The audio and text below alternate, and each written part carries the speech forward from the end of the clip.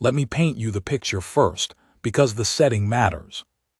Korvath Station sits at the intersection of three trading lanes, two galactic consensus routes, and one contested corridor that humanity technically shares with four other species, but practically speaking nobody can agree on. The station itself is enormous in the way that old airports used to feel enormous before you got used to them. Curved ceilings that go up about 40 feet. Translucent panels everywhere letting in the pale blue light of the nearby dwarf star. Floors made of some kind of compound that the Korvath species patented 200 years before humans figured out concrete, and which hums faintly when you walk on it, like it's aware of your weight. The station has 6 residential rings, a diplomatic corps, a trading hall the size of a football stadium, and a combat assessment arena in the lower levels that most species use for dispute resolution, athletics, or entertainment, depending on who you ask. There are roughly 4,000 beings living and working on this station at any given time. Maybe 600 of them are human. The rest are an assortment of every species that the galactic consensus has admitted in the last 3 centuries. Korvath, obviously, since it's their station. Velhari, Dranath, the spider-adjacent quarrel who cluster in the upper thermal rings because they like the heat. A few Uvi, who are technically the most advanced species present and act like it constantly. And the Serenthi. The Serenthi are where this story lives. I need you to understand who the Serenthi are before I tell you what happened, because without that understanding, what she said to him just sounds like rudeness. With the understanding, it sounds like what it actually was, which is a declaration. Serenthi are bipedal, roughly human-shaped. 2 arms, 2 legs, 1 head, the usual configuration for a species that evolved on a planet with moderate gravity and open plains. But that's where the similarity to anything comfortable ends. Their skin shifts color with their emotional state, not in a subtle way but the way a screen shifts when you change channels, sudden, saturated, unmistakable. Deep violet when calm, pale silver when curious, burning gold when amused or contemptuous. They're taller than humans by about a head on average, with eyes that are entirely black, no iris, no white, just this deep reflective darkness that catches light and throws it back at angles that don't quite match where you're standing. Their hair, if you want to call it that, is more like filaments, thin, metallic strands that move slightly on their own, like they're sensitive to sound or air pressure or something nobody has been able to measure yet. They are, by any metric the galactic consensus uses, a high-tier species, old civilization, long history, vast technological reach. They've been in space for 600 years and they make sure you know it. And the Serenthi royal house, the actual ruling bloodline, they don't come to places like Korvath Station very often. Which is why, when Princess Vayara Salnath arrived 3 weeks before I witnessed what I'm about to tell you, the whole station adjusted itself. People moved differently in corridors she might use. Merchants rearranged their stalls. The Korvath administration assigned her a dedicated residential wing and a full security detail, and sent a formal notification to every registered human diplomat on board, which at the time consisted of myself, Lieutenant Commander Prakash Nair, 2 trade attaches named Renata and Oscar, and 1 Dr. Emmeline Chu, who was technically xenobiology but kept getting pulled into diplomatic functions, because she was the only one of us who could maintain a conversation in Serenthi High Register. The princess came with an entourage of 12. Security, attendants, a cultural advisor, and a young Serenthi male named Aviath who seemed to serve the function of both herald and documentarian. He carried a recording device and narrated things quietly under his breath whenever something significant was happening. She was 26 years old in Serenthi terms, which translates to roughly 32 in standard galactic cycles. She was beautiful the way a thunderstorm is beautiful, the kind of beautiful that makes you feel like you should probably step back. Her filaments were longer than most Serenthi I'd seen, copper-toned, moving constantly. Her emotional color when she arrived was a steady, imperial violet, completely controlled. She walked through the diplomatic arrival hall like she was processing through a room that had been built specifically to receive her, which in a historical sense, she probably thought it had. She was the first Serenthi royal to visit Korvath Station in 40 years. She was also, as I would come to understand over the following 2 weeks, completely and genuinely contemptuous of humans. Not in the dramatic villain way, nothing so simple. She was contemptuous in the intellectual way, the way a person is contemptuous of a belief they've already disproven to their own satisfaction and simply can't summon the energy to debate again. When human delegates spoke in formal sessions, she listened with a very specific quality of stillness that wasn't respect, it was patience. Like someone waiting for a child to finish their sentence, not because the sentence is interesting, but because interrupting would be impolite. She asked questions sometimes, though. That was the strange thing, she did ask. And one of those questions is how this whole thing started. It was 17 days after her arrival. I know because I was keeping a log, partly official, partly because I had the feeling that something was going to happen on the station, and I wanted to have recorded it accurately. The occasion was a semi-formal cultural exchange event in the diplomatic hall's secondary reception room, which is smaller and less intimidating than the main hall, and has better lighting, and serves actual food, instead of whatever the ceremonial tables usually produce. The idea was informal. The Korvath administration had organized it as a way to get the Serenthi delegation to relax and engage with the other species present in a lower-stakes setting. I was there in a support capacity, standing near the data terminal in the far corner, running background translation assists for Lieutenant Commander Nair. There were maybe 60 people in the room, 3 or 4 different species, several Serenthi attendants keeping watch on the princess from the perimeter. The princess herself was moving through the room in that unhurried way of hers, with Ovyeth trailing 2 steps behind. She stopped to examine the food display, not to eat anything, just to look, and then drifted toward the corner of the room where a small group of humans were gathered near the equipment demonstration section. The equipment demonstration section had been set up by Dr. Marcus Webb. Marcus Webb is the reason I'm telling this story. Let me tell you who he is, because everything that happens next requires you to understand him properly. He was 31 years old, medium build, a little on the lean side, with the kind of hands that tell you someone has done physical work, calloused at the joints, solid across the knuckle. He had a face that wasn't remarkable in any particular direction, not ugly, not obviously handsome, just a face that belonged to a man who'd been outside a lot and hadn't been particularly careful about sunscreen. Brown eyes, dark hair that was too long for regulation but not long enough for anyone to officially discipline. He was a materials engineer with a secondary specialty in adaptive systems design, assigned to Korvath Station as part of a technology exchange program that had been running for 3 years. He was also, by general consensus, one of the 3 best engineers on the station. The other 2 were a Korvath specialist named Revak and a Dranath female named Tusara. The 3 of them had spent the last 14 months working on a joint structural project involving the station's secondary propulsion lattice, the system that keeps the station positioned against the gravitational pull of the dwarf star. Marcus Webb was quiet in the way that genuinely competent people sometimes are. He didn't announce himself. He just worked, and the work was good, and eventually people noticed. He had a small reputation among the non-human engineers on the station for a quality the Korvath call something that roughly translates as problem intuition. The ability to feel where a system is wrong before you can mathematically prove it.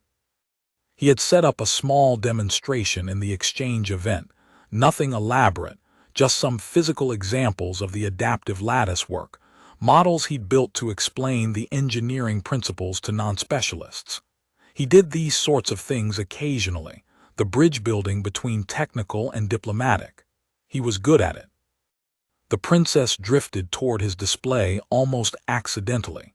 She was looking at it without looking at it, the way you look at something in a shop window when you haven't decided if you're interested yet. Marcus noticed her and gave her the same greeting he'd given everyone else, a respectful nod, a brief explanation of what he was showing. Not obsequious, not nervous, just normal. She looked at him for a moment, and then looked at the models. "What species produces these?" she asked. Her standard galactic was precise, textbook formal. "Human," he said. "I made them." She tilted her head, just slightly. "These represent engineering principles." "Adaptive structural resonance," he said. "The lattice system uses the station's own motion to calibrate tension. Instead of fighting external force, it reads it and redistributes." She picked up one of the physical models, examined it, put it back. "This principle is Korvath-derived," she said. "The original lattice was Korvath-designed, yes," Marcus said. "We modified it." "Modified how?" "The original system had a response lag of about 4 seconds under high-stress conditions. That's fine in normal operations, but creates cascading failure risk if you get 2 stress events close together. We reworked the sensor array to reduce the lag to about half a second, and added a predictive dampening layer that anticipates secondary stress before it arrives." There was a pause, a small one. The princess's color, which had been that steady violet, shifted almost imperceptibly, just a faint brightening at the edges. "The Korvath design was not capable of that modification," she said. "It wasn't designed with that capability in mind," Marcus said. "We found space for it." Another pause, longer this time. Aviath was writing something down. "And in combat-relevant applications," she asked, "your species, what is your physical combat threshold?"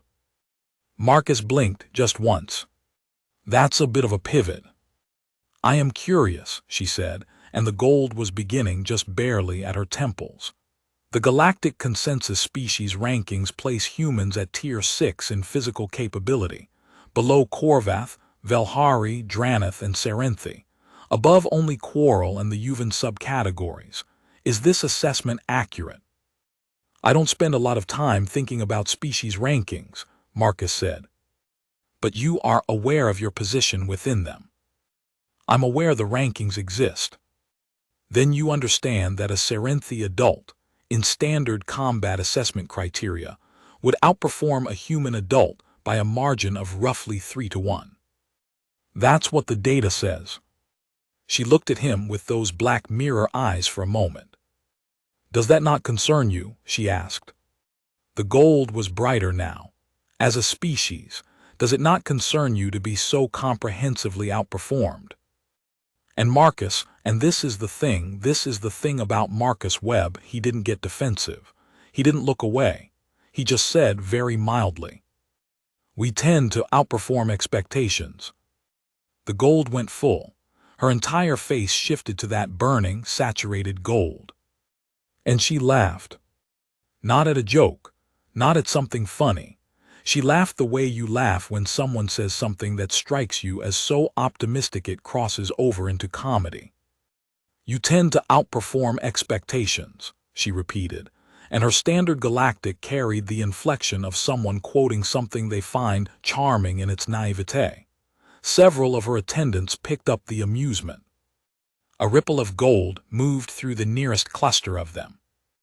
"I would like to see that," she said, when the laughter had settled back into something more controlled. "Human outperformance." "I'm an engineer," Marcus said, still mild. "You've been seeing it." "In engineering, perhaps. These lattice models are not unimpressive." She paused. "I mean in assessment, formal assessment, the arena." The room had gotten quieter. People were listening now. "The combat assessment arena," Marcus said. "Yes. You want me to fight a Serenthi. I want to see if your species' optimism has any foundation beyond metaphor," she said. The gold held steady. "Brilliant, almost warm. If you can defeat a Serenthi challenger in the assessment arena, any format, your choice of parameters, I will concede the point. Humans outperform expectations. She let that sit for exactly 1 second. And if you cannot, which you cannot, then perhaps your species might consider a more realistic assessment of its own limitations before making expansive claims in the presence of a Serenthi royal. Another beat. The kind of beat a room holds when it's collectively deciding how to feel. Then she said it, the thing that Aviath absolutely recorded because I saw him note the timestamp. If you win, I'll be your wife forever. She said it the way someone says a thing they believe is impossible. The way you say if pigs fly, or if the sun rises in the west. A conditional built on a premise so false it functions as an absolute. The room was very quiet. Marcus Webb looked at her for a long moment, and then he said, "Okay." Just that one word, calm, no bravado, no posturing. "Okay. I'm going to be honest with you. For the first 12 hours after that exchange, most of the humans on the station thought Marcus had made a mistake. Not a catastrophic mistake, not the kind that ends careers, but the kind that leaves a mark, the kind of moment you look back on and think, I should have just smiled and let it go. Lieutenant Commander Nair called a quiet meeting that evening in his office on level 3. Me, the 2 attachés, Dr. Chu. We sat around a small table, and Nair pulled up his notes on his tablet. The princess made a formal challenge, he said. Webb accepted it on record. Aviath documented it. This is now a registered assessment event. Under whose protocol? Renata asked. Joint Consensus Protocol, Article 12, Section 9. Diplomatic representatives engaged in formal challenge acceptance sequences are bound to honor the terms unless both parties agree to dissolve. Can we dissolve? Oscar said. We can request it. The princess would have to agree. Nair set his tablet down. She won't. Then Webb goes into the arena, Dr. Chu said. Webb goes into the arena. We sat with that for a moment. What are the parameters he selected? I asked. He hasn't submitted them yet. He has until 0800 tomorrow.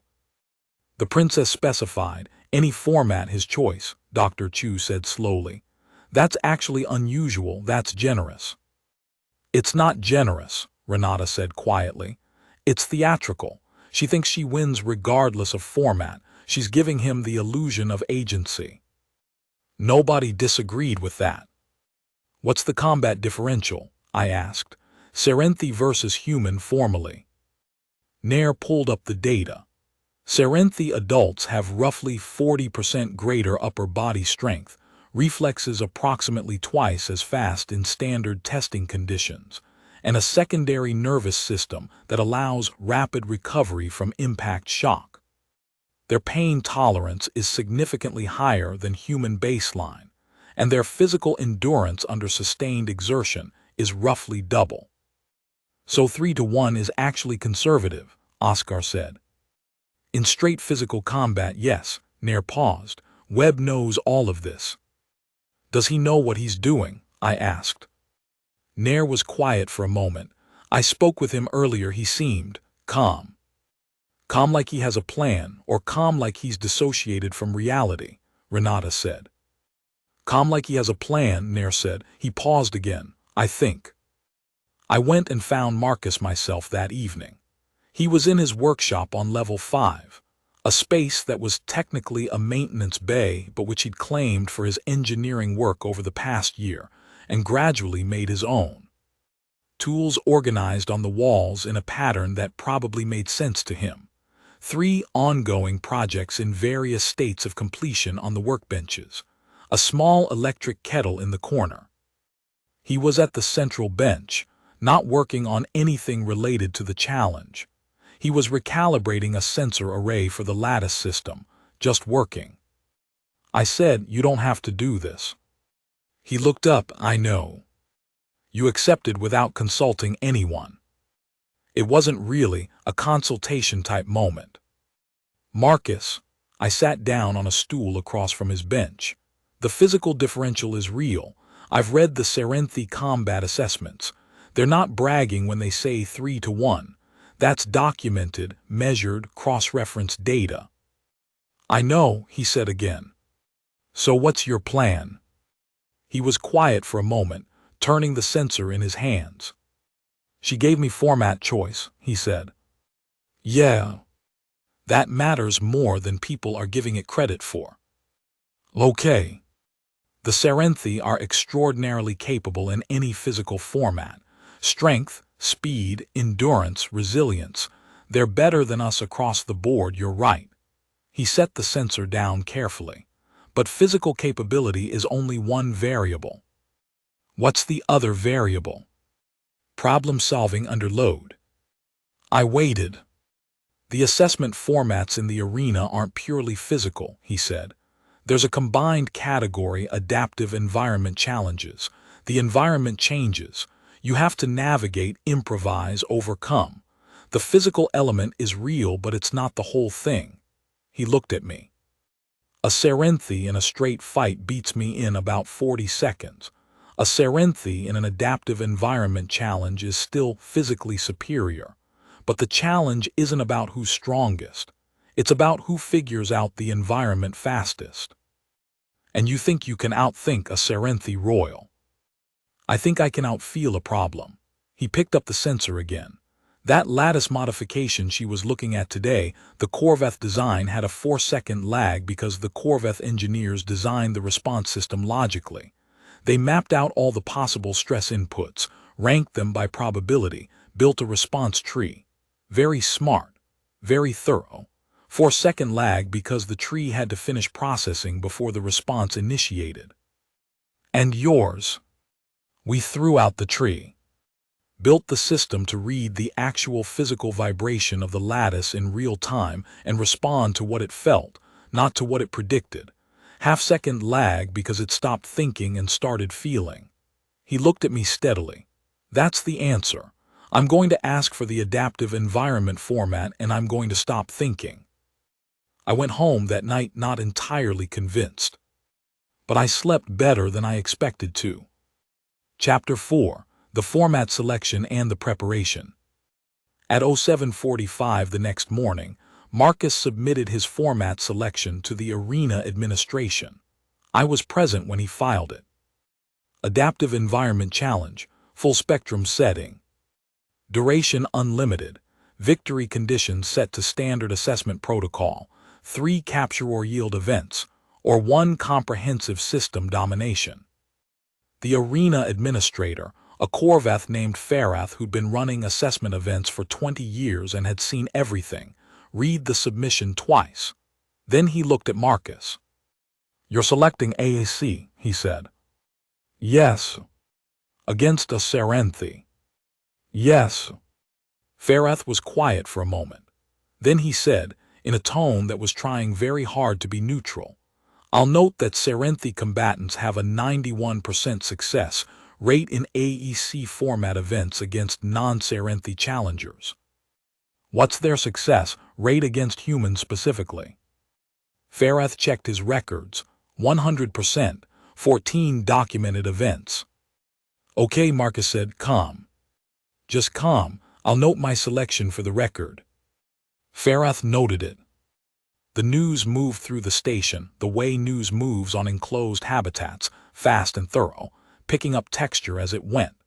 By midday, everyone knew the human engineer had selected AEC format against the Serenthi Princess. The reaction split roughly into thirds. 1/3 who thought he was brave, 1/3 who thought he was foolish, and 1/3 who were genuinely curious in a way they couldn't entirely explain. The princess, when she received the format confirmation, said nothing publicly. But Aviath was seen writing extensively, and her color when the message arrived was reported by multiple witnesses as a deep, interested silver. Curious, she was curious. Which, in retrospect, I think was the first sign that something she wasn't expecting might be about to happen. The 48 hours of preparation were strange. Marcus worked. That was the thing. He didn't do anything that looked like combat training. He didn't lift weights or run drills or practice fighting. He went to his workshop and he worked on his engineering projects. He ate normally. He slept what appeared to be normal hours. Lieutenant Commander Nair asked him twice if he needed anything, and both times Marcus said he was fine and asked if there were any updates on the Lattice project timeline. Dr. Chu came to me on the afternoon of the day before the event and said, quietly, either he knows exactly what he's doing, or he's in shock. He's not in shock, I said. How do you know? Because I've seen people in shock, and they don't ask about Lattice project timelines. She considered that. Then he knows what he's doing. I think so. I hope so, she said, because the princess has been in the arena for the last 2 hours. Her attendants too. She's been running AEC scenarios against the training system. She's preparing. She's taking this seriously. I absorbed that. Good. Good. If she's taking it seriously, she respects the format enough to prepare. That means she's not going in arrogant. Isn't arrogance our advantage? No, I said, and I wasn't entirely sure where the certainty came from.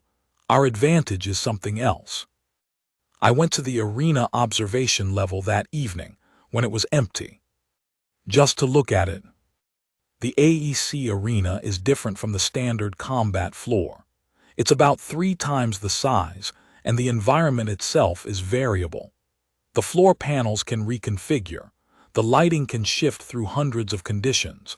Obstacles can emerge and retract, and the atmosphere can be adjusted to simulate different planetary conditions. The system runs on a randomization algorithm with some rules built in. The environment has to be survivable, has to be navigable, has to present genuine challenge without being lethal. It's a problem-solving environment dressed up as a combat arena. That's the thing nobody who hasn't stood in it quite understands. The fighting happens, yes, but the fighting is almost secondary to the navigation. You have to find your opponent in a shifting maze. You have to read the environment as it changes. You have to make decisions under pressure and physical stress and often imperfect information. I stood in the observation gallery and looked down at the dark, quiet floor below, and I thought about Marcus Webb saying, "I'm going to stop thinking." And I thought about the lattice, the 4-second tree versus the half-second feel. And somewhere in the back of my mind, something settled. The event was scheduled for the 14th hour of the station's standard day cycle. By the 13th hour, the observation gallery was full.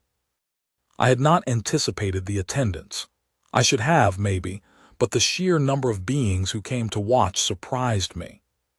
The gallery has a listed capacity of about 300. By my rough count, there were 460 people packed into that space when the event began. Korvath, Velhari, Dranith, 3 or 4 Quarrel who'd come down from the upper thermal rings, and approximately 240 humans, which was the better part of every human on the station. They'd all come. I found a spot at the railing on the left side of the gallery, near enough to the center to see both entry points. Lieutenant Commander Nair was 2 spaces down from me, Dr. Chu on my right. Farath was running the floor below, checking systems with 2 arena technicians. The Serenthi delegation had a reserved section at the center of the gallery, 12 beings in formal standing position, the cultural advisor at the front, Aviath with his recorder running. Their colors were a controlled blend of violet and silver, composed, alert. The princess entered from the far side, and I watched the gallery's ambient sound drop by about 30% when she appeared. She was in EC standard equipment, which for Serenthi means a form-fitting combat suit that augments their already extraordinary physical capability, monitoring nodes at the wrist and neck, hair filaments pulled back under a restraint band that pulsed faintly with their technology's equivalent of a heartbeat sensor. She looked, frankly, extraordinary, not just beautiful. Formidable. She looked up at the gallery once, scanned it with those black mirror eyes. Then she looked at the arena floor and began her pre-event walk, a standard orientation run that competitors do in AEC format to get a feel for the floor layout before the randomization starts. Her movement was extraordinary to watch. Smooth, unhurried, but carrying in every step a physical precision that made you viscerally aware that this being was not operating in the same physical league as most of what was in the room. Even walking casually, she was faster and more controlled than any human athlete I'd ever seen in person. Then Marcus came out on his side. He was in standard human AEC gear, the same monitoring setup, a combat suit that was honestly less impressive than the Serenthi version both visually and technically. He looked, if I'm being honest, completely ordinary. Not small, not frightened, not puffed up with false bravado. Just a man walking out onto an arena floor. He did the same orientation walk, methodical.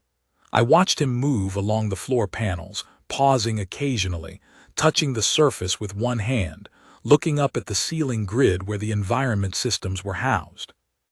He was reading the arena, not the current configuration, the machinery, the how of it, learning where things came from. I don't know if anyone else saw what he was doing, but I did, and it made my breath catch slightly. He wasn't preparing to fight the princess.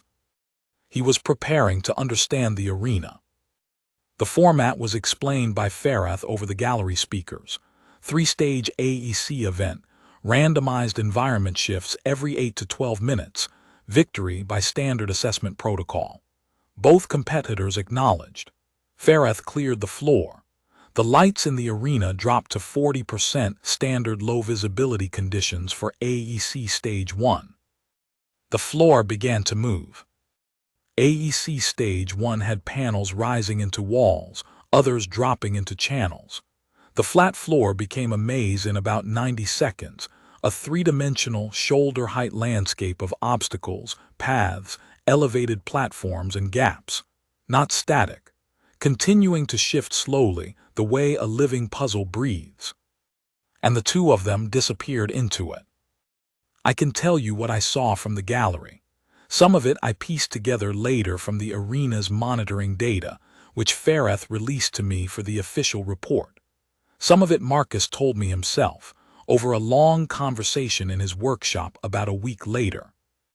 I'll give you all of it, the whole picture. The first 8 minutes, from what the sensors showed, were about positioning. The princess moved fast. She was through the initial wall maze in just over 2 minutes, faster than the monitoring system's average for AEC competitors by a significant margin. She climbed a 3-meter elevated platform in one fluid motion, scanned the landscape from above, and mapped her route. Methodical. Brilliant. Exactly what you'd expect from a being who'd spent 2 hours in training the previous day. Marcus moved differently. The sensors show him spending the first 4 minutes not moving at all, standing at the entry point, watching the floor shift. In the gallery, I heard someone behind me say quietly in English, "What's he doing?" I didn't answer, I was watching. He was counting the shift interval. He was finding the rhythm of the machinery. At 4 minutes and 20 seconds he moved. Not fast, not in any particular hurry. He moved through the maze in a route that looked from above like it made no sense, doubling back, moving laterally, passing through gaps that were barely wide enough, climbing and descending in ways that seemed random. They weren't random. He was moving to where the maze was going to be, not where it currently was. The princess found him at 6 minutes.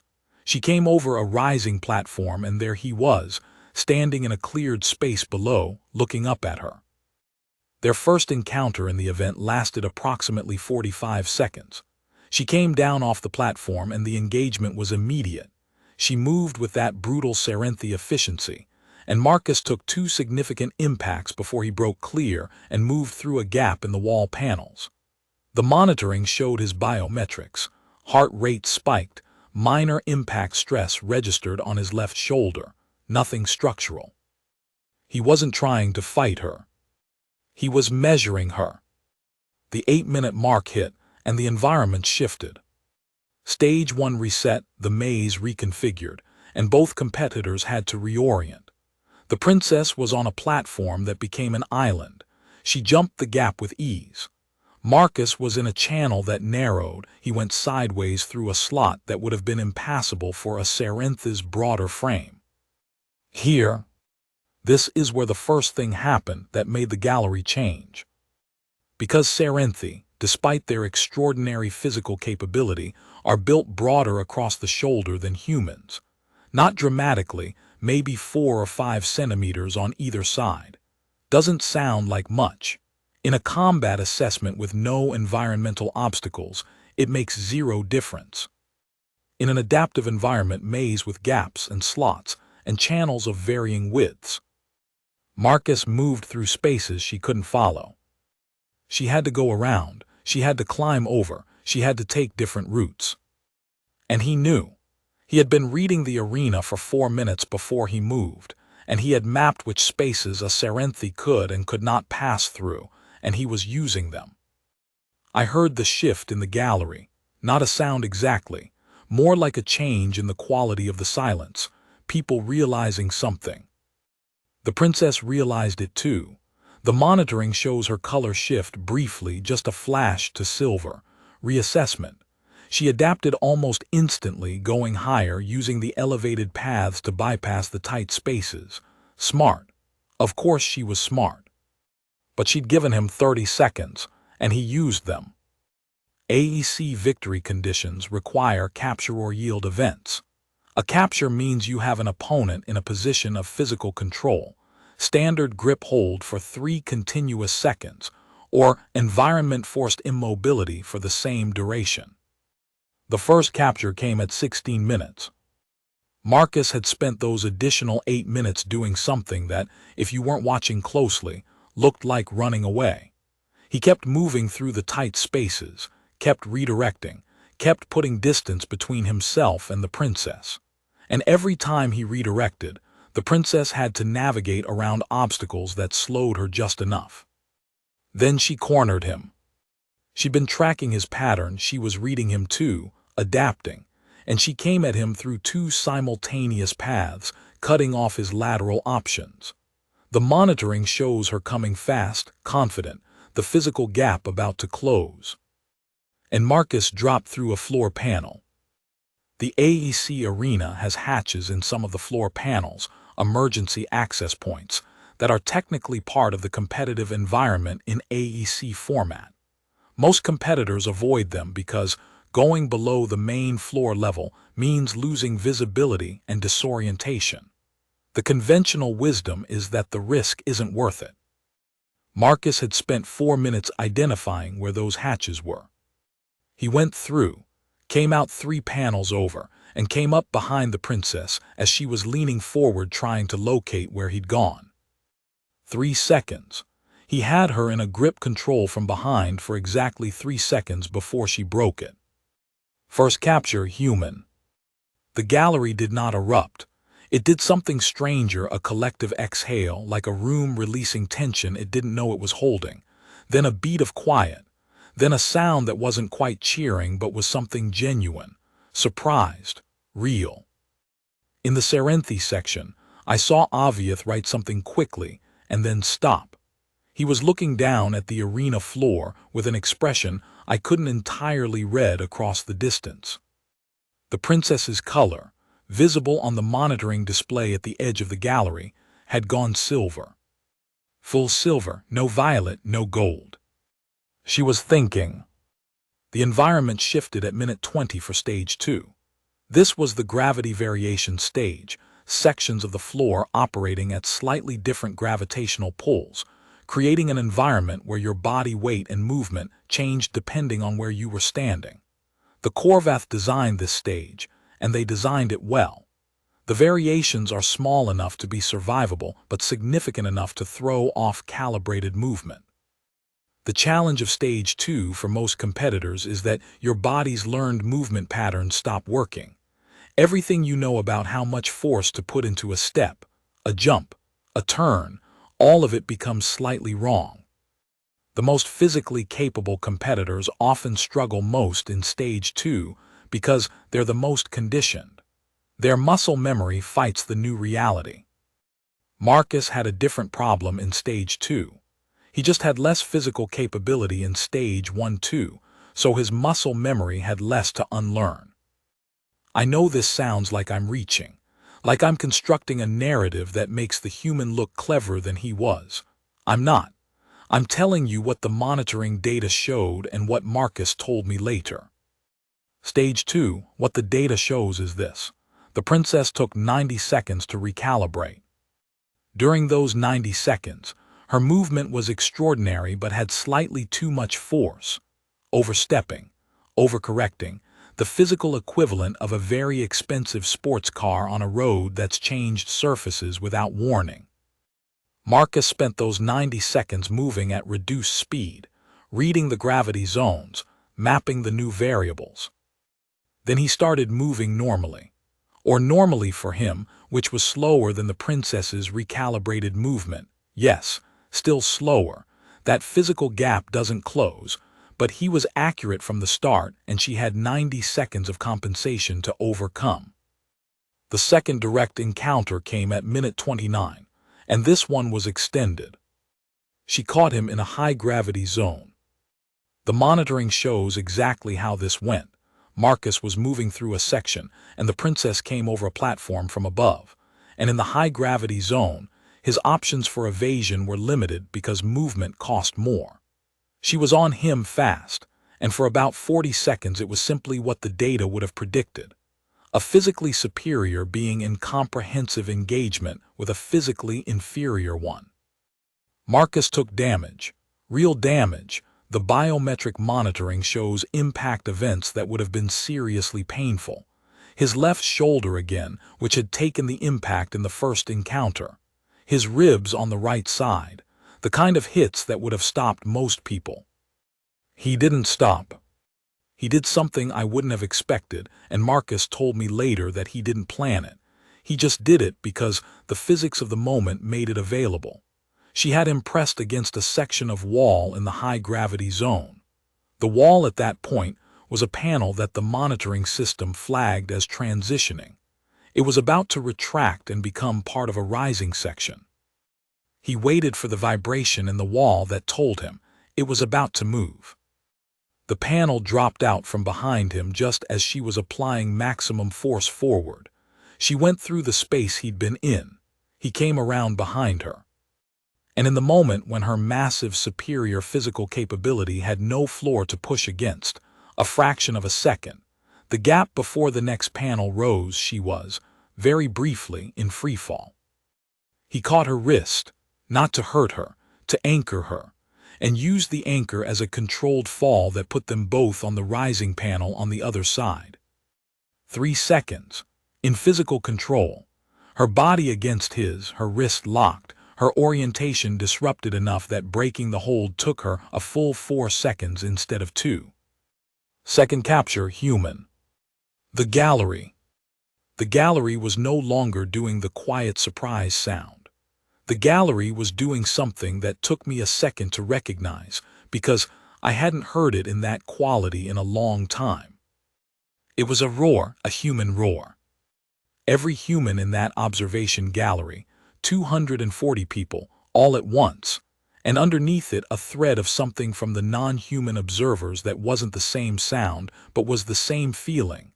A high-pitched Korvath exclamation, a Dranith resonance click, the Velhari overlapping vocal pattern they use for surprise. The Serenthi section was absolutely still. Aviath had stopped writing. The princess was standing on the panel below, looking up at the gallery. Her color was silver all the way through, every filament still. She looked like she was recalculating something very fundamental. Stage 3 in AEC format is called System Domination Condition. The environment reaches full dynamic state, everything moving, all variables in play simultaneously. Gravity variance, maze configuration, lighting at 20%, additional environmental elements that can include water features, temperature gradients, and what the arena documentation calls acoustic disruption. which is a polite term for noise designed to make clear communication and orientation difficult. In Stage 3, the monitoring data shows something interesting about both competitors. The princess had adapted. The silver had done its work. She'd processed everything that had happened, recalibrated her entire approach, and gone into Stage 3 operating differently than she had in Stage 1. She was no longer trying to dominate the environment with physical superiority. She was reading it. She was thinking. She had become, in 40 minutes of genuine adversity, a better version of herself. Marcus had become, I don't know how to describe it exactly. The monitoring data on his biometrics is what tells the story. His heart rate was elevated but controlled. The pain from the impacts wasn't registering as disruption in his movement patterns. His decision latency, the time between encountering a decision point and acting on it, had dropped to almost nothing. He'd stopped thinking. Not in the sense of abandoning reason. In the sense of the lattice system, the 4-second tree versus the half-second feel. He'd moved to pure environmental reading, pure response, pure intuition about a physical system that he'd spent this entire event learning. Stage 3 lasted 19 minutes. The third capture was not dramatic in the way the first two were. It didn't have a single clever moment or a physics trick. It was a sustained 11-minute chase through the full dynamic environment in which the princess, at the absolute limit of her already extraordinary capability, running on adaptation and tactical brilliance and physical superiority that was still genuinely real and significant, was outmaneuvered. Consistently. Incrementally. The gap closing not because Marcus got faster, but because he kept getting more accurate, and she kept having to respond to things she hadn't predicted. He found her in a channel formed by two convergent panels in the low-light section. She had her back to a wall with one exit available. He was blocking the exit. She looked at him. He looked at her. Her color. In 12 years of my career, I have never seen a Serenthi in a fully saturated, unmixed amber. I didn't even know amber was in their palette. It's not in any of the documentation I'd read. It is apparently what happens when a Serenthi is experiencing something they have never experienced before and do not have a prepared emotional category for. She stood in that channel for 3 seconds, looking at him. Then she said in Standard Galactic very quietly, 3. Just the number. He could have forced the physical yield. He had the position. He had the channel. The wall behind her wasn't going anywhere for another 37 seconds. He had time. He didn't reach for the hold. He stepped back, out of the exit. He opened the path. And then he stood there and waited. I know why he did it. He told me later simply without drama. She said the number. That was the yield. He didn't need to prove anything beyond what had already been proven. He just needed the confirmation that she knew it too. She stepped through the exit, stood in the open floor of the arena, looked at him for a long moment. Then she did something none of the Serenthi documentation in our station's database describes as being part of their combat culture. She bowed. Not the formal diplomatic bow, not a shallow protocol gesture. She lowered her head and her upper body toward him and held it for a full 3 seconds. A silence followed that was unlike the silences before. This wasn't surprise. This wasn't a held breath. This was something you'd have to call reverence, if you're willing to use that word about a room full of very different beings who don't share any obvious cultural context for it. Farath's voice came over the gallery speakers very formally. Assessment complete. Third capture or yield, human. Victory by standard protocol. Human competitor confirmed. He paused, and I swear I heard something in his voice that he was trying to keep out but couldn't entirely. Confirmed. And the gallery broke. Chapter 10, After. The station took about 2 days to fully process what had happened. There's no other way to put it. The event played through the diplomatic, social, and administrative layers of Korvath Station in stages, like the environment shifts in AEC format, each layer reconfiguring around the new reality. The first stage was the immediate aftermath. The gallery emptying, the arena floor clearing, Farath running his post-event documentation. Marcus walked out of the arena carrying the impacts in his body. His left shoulder was documented at the medical station as a deep tissue injury that would need 3 weeks to fully heal, and his ribs on the right side were bruised but not broken. He sat in the medical bay, and Dr. Chu taped his ribs, and he drank water, and he didn't say very much. I was there, I sat with him. "How are you doing?" I said. "Tired," he said. "Yeah." We sat for a moment. "She bowed," I said. "Yeah." "Have you ever seen a Serenthi bow?" "No." "Nobody has. I checked. There's no recorded instance of a Serenthi performing that gesture in interspecies interactions." He was quiet for a moment. "She's going to be okay," he said then, and I realized he meant it as a straightforward assessment, not a hope, an observation. "She's smart, really smart.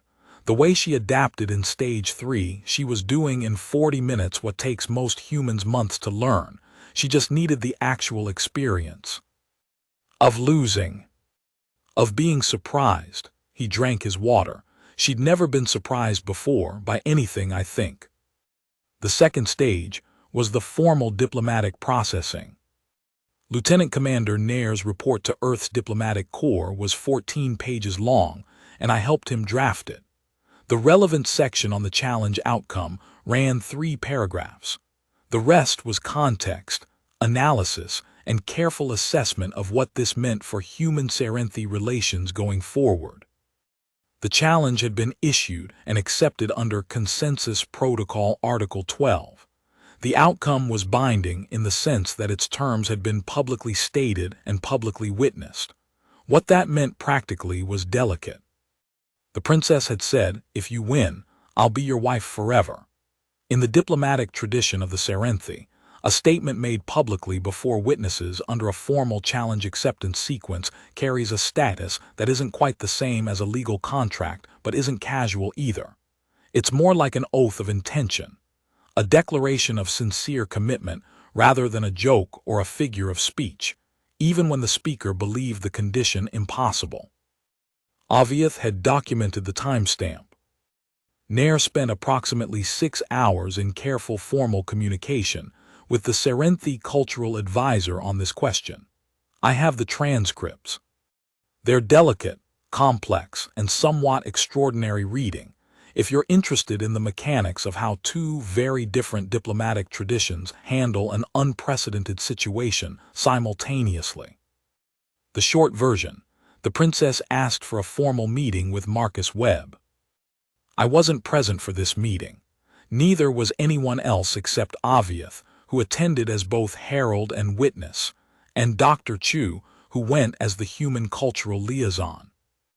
What I'm telling you now is based on Dr. Chu's debrief, which she gave me in full because she trusts me, and because she thought the record should be complete. The meeting was in one of the diplomatic hall's private rooms, smaller spaces, better acoustics, designed for conversations rather than ceremonies. The princess arrived in violet. A very specific violet, not the controlled public violet of her usual presentation, but something slightly deeper, quieter. Marcus arrived in civilian clothes, which I think was the right choice, and I suspect he thought about it. They sat across a table, Dr. Chu and Aviath on the periphery. The princess opened. She said in standard galactic formally, "I made a public declaration under challenge conditions. I want to address it directly." Marcus said, "Okay." She looked at him for a moment. Then she said, "I made that declaration in the belief that it was a conditional impossible of fulfillment. I want to be honest about that. I wasn't offering you a genuine proposal. I was using the language of commitment to underscore the absurdity of your confidence." "I know," he said. "You knew." It was pretty obvious from context. Her color flickered, silver threading through the violet, "and yet you accepted the challenge." Yes. Why? And Marcus said, and this is the part Dr. Chu quoted to me exactly, because she said it was exact and she wanted me to have it. Because the challenge was real even if the bet was theater. You were genuinely asking whether humans can surprise you. I thought the honest answer was yes. The room was quiet for a moment. I was wrong, the princess said then, in my initial assessment. In some ways, Marcus said. Not all ways. The physical differential is real. The historical capability gap is real. There are a lot of things the Serenthi do better than us and probably always will. But we find angles, he said. We always find angles. Another quiet moment, the kind that has texture. The declaration, she said. The formal terms. In our tradition, this is not something that can be simply dissolved because the intent was theatrical. The witnesses are real. The record exists. I know. I want you to understand that I am not, she paused. Her filaments moved. I'm not asking you to hold me to it out of pity or to release me from it as a concession. I'm asking what you actually want, which is not something I've asked a human before. Dr. Chu said later that Marcus took a fairly long pause here, long enough to be real. Then he said, I think what I want is for it to mean something even if it doesn't mean that.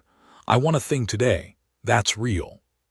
The terms were impossible, so let's not pretend they were real. But the win was real. And what I'd actually like is for you to take that back with you, not a wife, just the knowledge that the win happened and it was fair.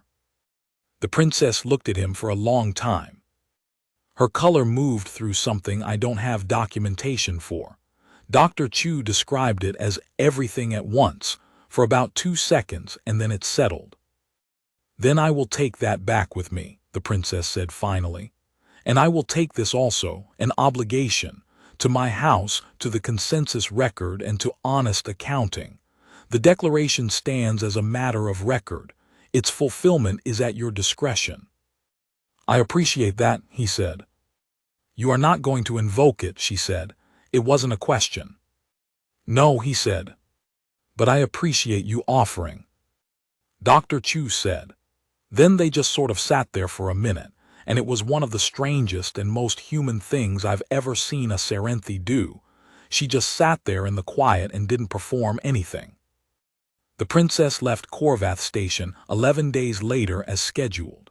Her entourage departed in the formal Serenthi configuration, the departure registered with the station administration in full diplomatic protocol. She stopped in the main arrival hall on her way out. Her entourage around her, her luggage handled, everything in formal order. She stopped and looked around the hall, and then she looked at Marcus Webb, who was standing with the small cluster of human diplomatic staff who'd come to mark the departure. She walked toward him, and the hall went very quiet. She stopped in front of him. Engineer Webb, she said. Princess Vayara, he said.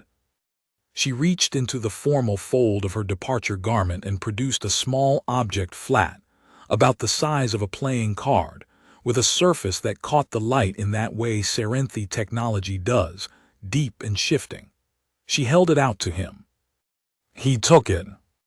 That is a Solnath resonance key, she said. It gives you one formal communication access to the Serenthi royal house per standard galactic cycle.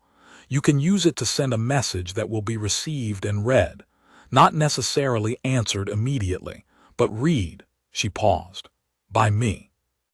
He looked at the object in his hand, then at her. Thank you, he said. Do not thank me, she said. I owe you an honest accounting, that is part of it.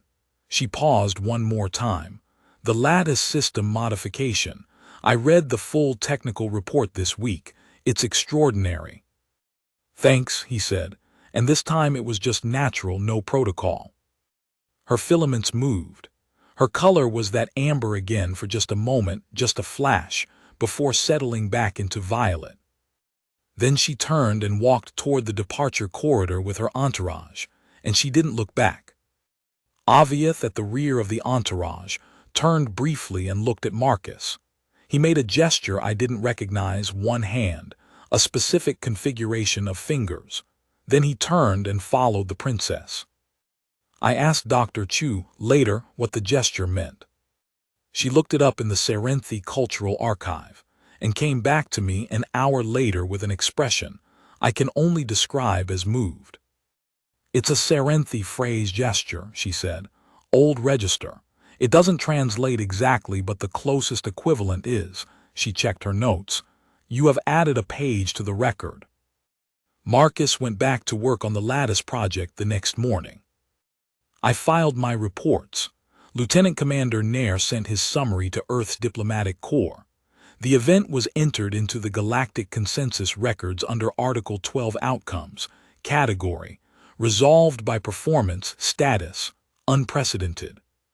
3 months later, a formal inquiry came through from the Serenthi Royal Science Institute. A request to review the human modification to the Korvath lattice design, with a view toward incorporating similar sensor-response principles in Serenthi structural engineering. Marcus spent 2 weeks preparing the technical documentation. He sent it. The reply came 6 weeks after that. A detailed, technically precise response from 3 Serenthi engineers at the Institute, with specific questions about the sensor array design, the predictive dampening parameters, and, in the last paragraph, clearly added by someone other than the 3 engineers, in a slightly different register of Standard Galactic, a brief note. The note said, "The principle continues to be of interest. The practice of responding to what a system feels rather than what logic predicts it should do is noted as a uniquely human contribution. We are studying it." It wasn't signed, but the resonance key in Marcus's possession registered active transmission on the day the response was sent. I know because he showed me. I'm not going to tell you that everything changed after that day. Big things don't change that fast.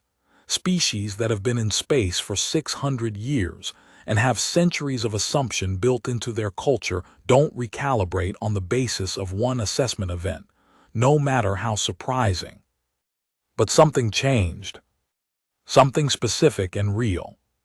The Serenthi delegation's documentation of the event, which Aviath filed with the consensus record, which became the formal Serenthi account of what happened, did not describe it as an upset, or an anomaly, or an exception. Aviath filed it under a category that translates in the consensus records as species landmark event. What that means, technically, is that the Serenthi Royal House has officially recognized this event as a data point relevant to species assessment. Not a conclusive data point, not a revolution, a data point. 1 page in the record. I think about what Marcus said in his workshop, the night before the event, turning that sensor in his hands. We threw out the tree. Built the system to read the actual physical vibration of the lattice in real time and respond to what it felt, not to what it predicted. I think that's the most human sentence I've ever heard. Not the best sentence, not the wisest, just the most us. This stubborn, impractical, beautiful insistence on throwing out the tree that tells you what should happen and just feeling the thing instead, reading the actual vibration, responding to what's real rather than what logic says must be real. We've been doing it since someone looked at a rock and thought, that could be a tool. We've been doing it every time we took someone else's design and found space in it for something they didn't intend. We've been doing it in every adaptation, every modification, every angle we found when the front door was closed to us. We find angles. We always find angles. And sometimes, not always, not as a rule, not because the universe owes us. Sometimes the angle is wide enough to step through, and we come out the other side in a place nobody expected us to be.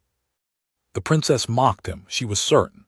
She had data, history, and every reasonable measure on her side. And he just looked at her and said, okay. That was the whole thing. That was the whole human thing, right there in one word. Because okay doesn't mean I know I'll win. Okay means I'm willing to find out. And that willingness, that specific, stubborn, slightly irrational willingness to enter an arena you have no logical business being in and feel your way through it, and not stop when it hurts. That's not tier 6. That's not tier anything. That's just us.